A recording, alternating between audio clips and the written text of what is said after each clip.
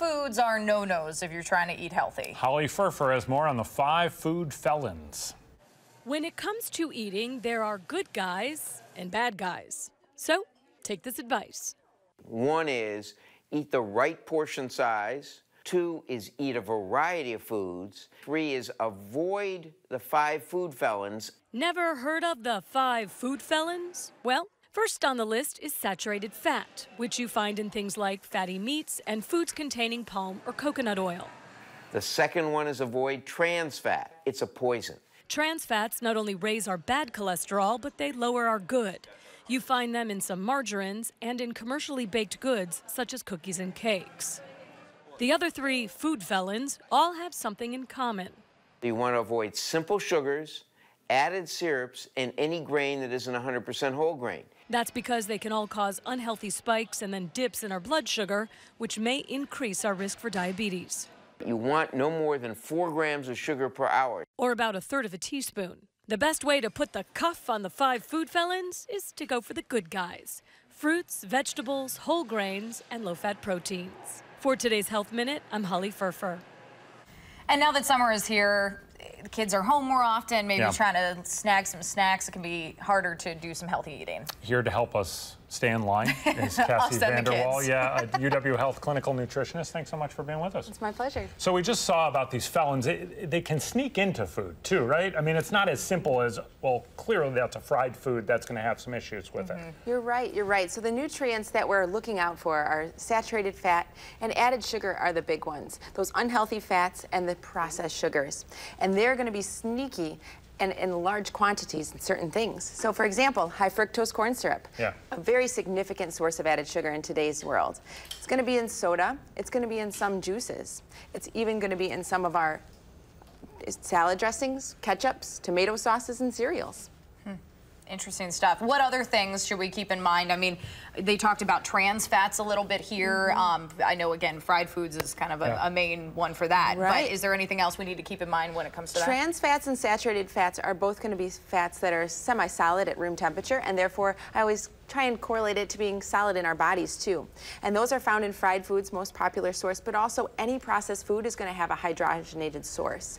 So French fries are probably what we think of, but also the cream in our coffee could be some too. It's those sneaky high-cal condiments that we want to look out for as well. As the science has evolved, I mean, do you sense that people are far more aware of what they're consuming nowadays, or is it still kind of that hurdle you have to get over to convince people that this is something they need to do? I believe that there's a wealth of information. Whether people are able to dissect that information and individualize it to their needs and their dietary lifestyle, I think remains in question.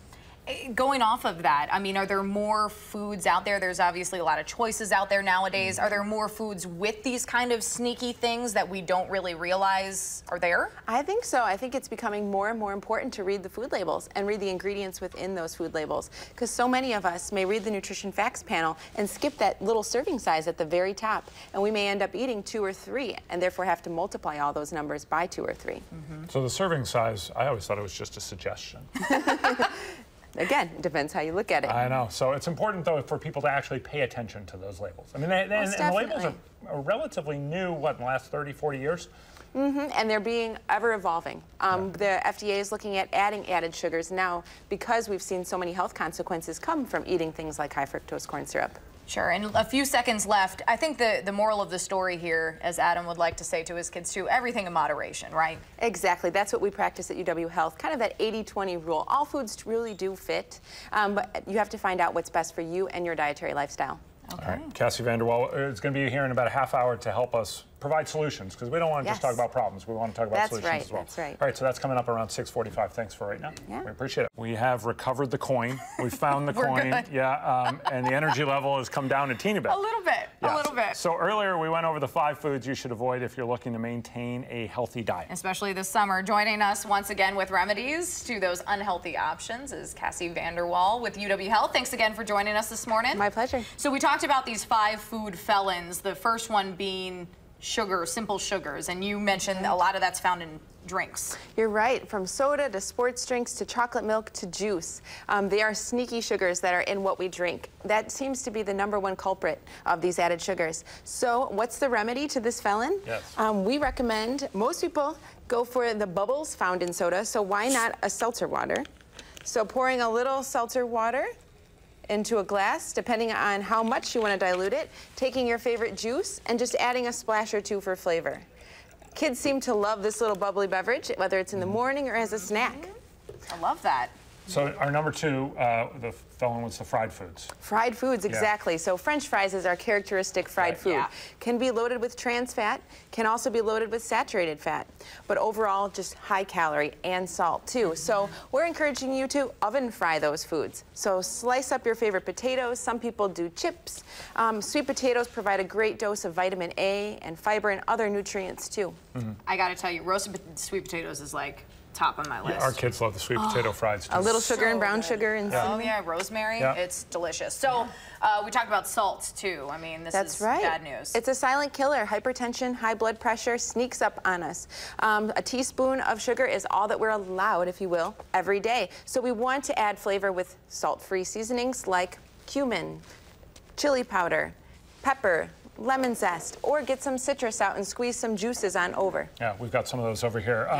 Because people do tend to want to put condiments on top of things as well. I mean, we're talking about salts, but also you have high-calorie condiments to worry about as well. It's true, it's true. Those solid fats and added sugars can sneak into condiments, whether it's the cream and sugar in your coffee, could be the mayonnaise on that sub. We want to make sure that we choose condiments that are not only adding flavor, but add nutrition, like avocado, olive oil, olives, maybe some nut butters from almonds or even walnuts. Yeah, and that's particularly hard in the summer. You have brats, you have hot dogs, you have even baked French fries. You're going to want to load them with ketchup. That could be a little tough there. So, and we talked about kind of fat-free and sugar-free foods. I'm not sure if we even touched on that yet, but... Nope, that wasn't one of CNN's Food Felons, but I feel like that sugar-free, fat-free is often deceiving. It has that health halo, if you will. And we really want to get back to basics. We want to choose full-fat foods that often have healthy fats, again, like avocado and olive oils and fatty fish. Don't be afraid to enjoy the full, real deal. Everything in moderation, like That's we were talking right. about. All right, Cassie Vanderwall, UW dietitian, thanks so much for being with us this morning. My pleasure. We appreciate it.